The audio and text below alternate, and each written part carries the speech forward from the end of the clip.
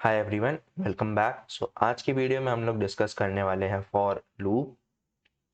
But before that, if you haven't watched the previous videos, that is on if statement and the switch statements, you can find those videos in the card section or in the description below. Okay, so for loop को समझने से पहले हम लोग को ये समझना होगा कि लूपिंग क्या होती है। ओके, तो हम लोग लूपिंग का यूज तब करते हैं जब हमें कुछ सेट ऑफ स्टेटमेंट्स को रिपीट करना होता है। ठीक है, उनको रिपीटेडली एग्जीक्यूट कराना होता है। ओके, फॉर एग्जांपल हम लोग let's say 10 times hello word print करना है। ठीक है, तो एक वे तो ये हो सकता है कि हम लोग 10 टाइम्स प्रिंट स्टेटमेंट को लिखे।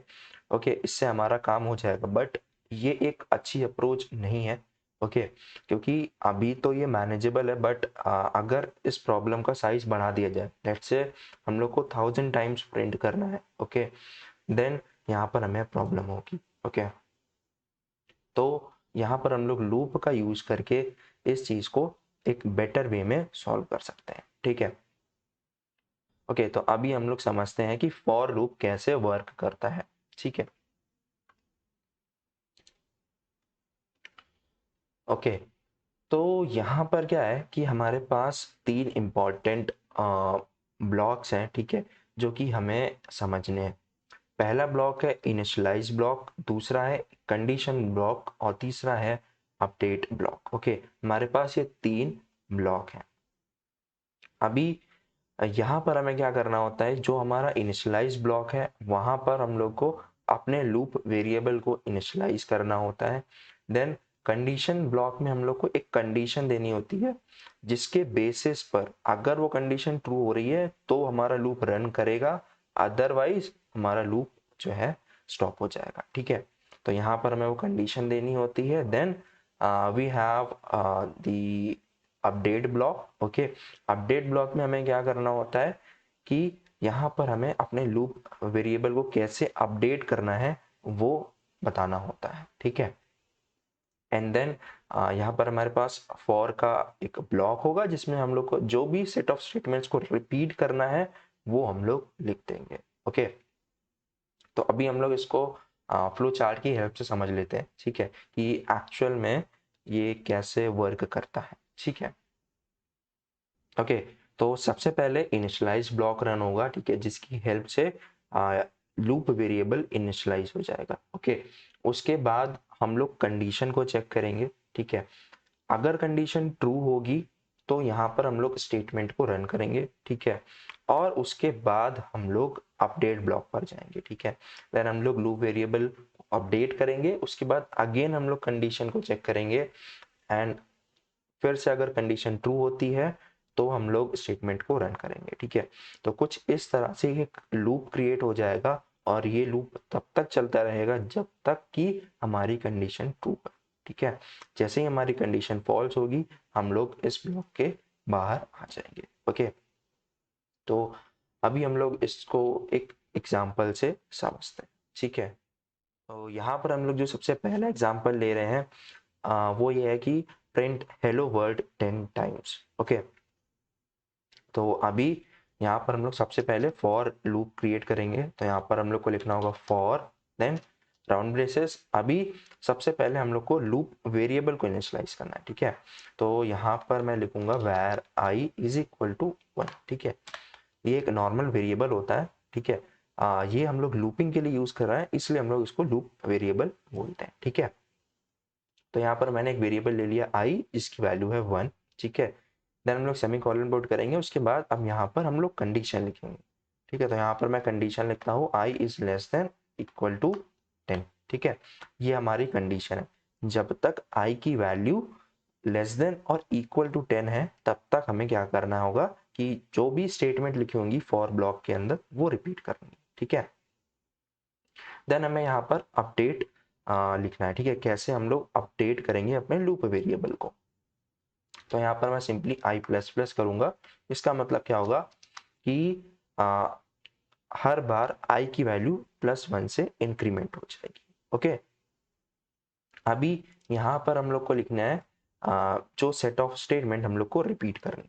ठीक है, तो यहाँ पर मैं लिखूंगा simply print hello world. Okay, तो यहाँ पर ये हमारा लूप क्रिएट हो गया। ओके, अभी अब हम लोग इसको रन करते हैं। अभी यहाँ पर हम लोग देख पा रहे हैं कि हमारा जो हेलो वर्ल्ड है वो 10 टाइम्स प्रिंट हो गया। ठीक है, 1 2 3 4 5 6 7 8 9 एंड 10।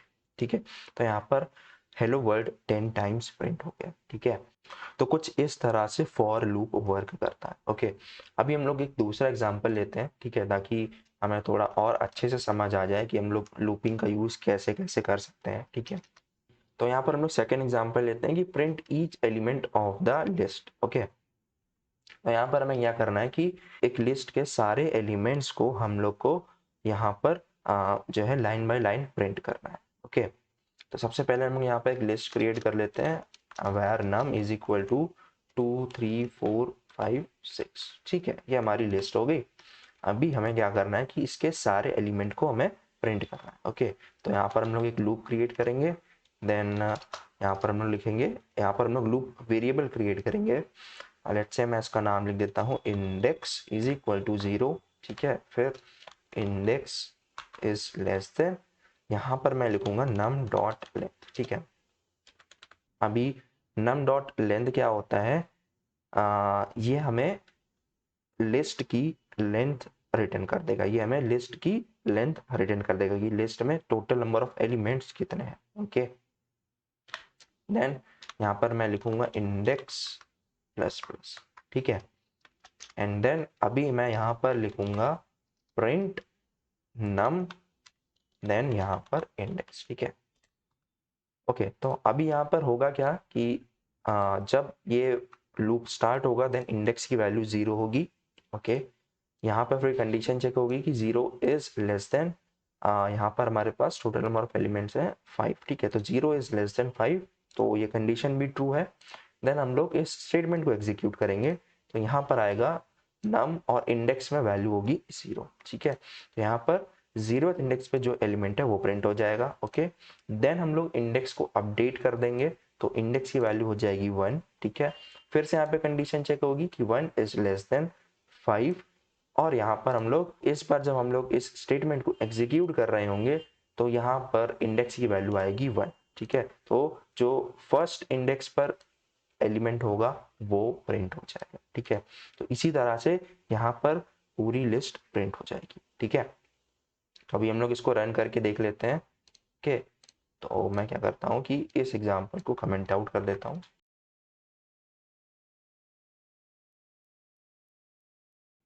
ठीक है, तो यहाँ पर सारे एलिमेंट आ गए 2 3 4 5 6। तो हम लोग कुछ इस तरह से भी इसका यूज कर सकते हैं। ओके, तो यहाँ पर हम लोग एक और एग्जांपल देख लेते हैं कि हम लोग को sum of elements of the list find out करना है। मतलब जैसे हमारे पास ये लिस्ट है। ठीक है, तो यहाँ पर जो भी एलिमेंट है इन एलिमेंट का सम फाइंड आउट करना है। ठीक है,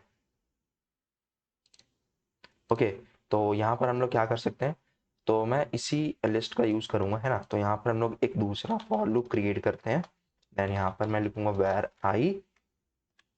आई is less than num dot length i plus plus. Okay, and then यहाँ पर इसका फॉर ब्लॉक ओपन कर दूंगा। ठीक है, अभी यहाँ पर हम लोग को सम को स्टोर करना है, तो उसके लिए हम लोग को एक वेरिएबल क्रिएट करना होगा। तो यहाँ पर मैं एक वेरिएबल क्रिएट करता हूँ सम, और इसको 0 से इनिशियलाइज कर देता हूँ। ठीक है, स्टार्टिंग में सम हमारा 0 है।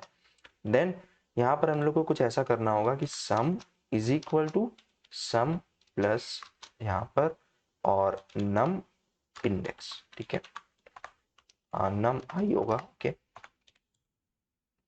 अभी इस स्टेटमेंट को समझते हैं कि यहाँ पर क्या होगा। ठीक है, तो यहाँ पर लिखा है sum is equal to sum plus num i. ठीक है, तो ये चीज तो हमें समझ में आ गई कि हर लूप के आइटरेशन में यहाँ पर लिस्ट का एलिमेंट आता जाएगा। ठीक है, जैसे अभी स्टार्टिंग में आई की वैल्यू 0 है, तो 0th इंडेक्स पर जो वैल्यू होगी वो आ जाएगी। ठीक है, अभी इसका मतलब समझते हैं, है ना। यहाँ पर हम लोगों ने लेफ्ट साइड भी वेरिएबल का नाम लिख दिया और राइट हैंड साइड भी। ओके, तो पहले असाइनमेंट के केस में क्या होता है कि राइट हैंड साइड पूरा इवेलुएट होता है, देन वो लेफ्ट हैंड साइड में जो है असाइन होता है, ठीक है। तो राइट हैंड साइड जब हम लोग इवेल्युएट कर रहे होंगे तो उस टाइम सम की वैल्यू होगी, लेट्स से मैं पहले आइट्रेशन की बात कर रहा हूँ, तो पहले आइट्रेशन में यहाँ पर सम की वैल्यू 0 होगी एंड देन नम आई की वैल्यू होगी 2, ठीक है। तो 0 + 2 2 हो जाएगा और ये वैल्यू सम में स्टोर हो जाएगी, ठीक है। देन सम की वैल्यू 2 हो जाएगी, ओके। अभी नेक्स्ट आइट्रेशन में क्या होगा कि यहाँ पर सम की जो करेंट वैल्यू है वो आ जाएगी, दैट इज 2, एंड यहाँ पर जो है इंडेक्स 1 पे जो एलिमेंट है वो आएगा, ठीक है। वो होगा 3, ठीक है। तो 2 + 3 5, अब 5 सम में असाइन हो जाएगा, ठीक है। तो कुछ इस तरह से हमारा लूप वर्क करेगा और जैसे ये लूप एंड हो जाएगा, एंड में हम लोग को यहाँ पर सम मिल जाएगा, ठीक है। तो कुछ इस तरह से हम लोग सम ऑफ एलिमेंट्स निकाल सकते हैं, ठीक है। तो मैं इसको कमेंट आउट कर देता हूँ, ओके। अभी हम लोग इसको रन करते हैं,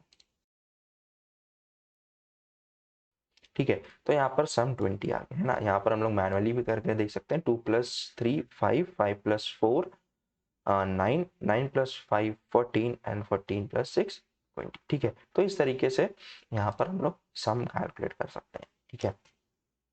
So that's it for this particular video, and if you like this video then do give a thumbs up and also share this video with your friends, and if you are new to this channel then do subscribe to this channel, and if you have any kind of doubts then you can post them in the comment section and I will be answering them, and you can also share your thoughts about the video. Thank you.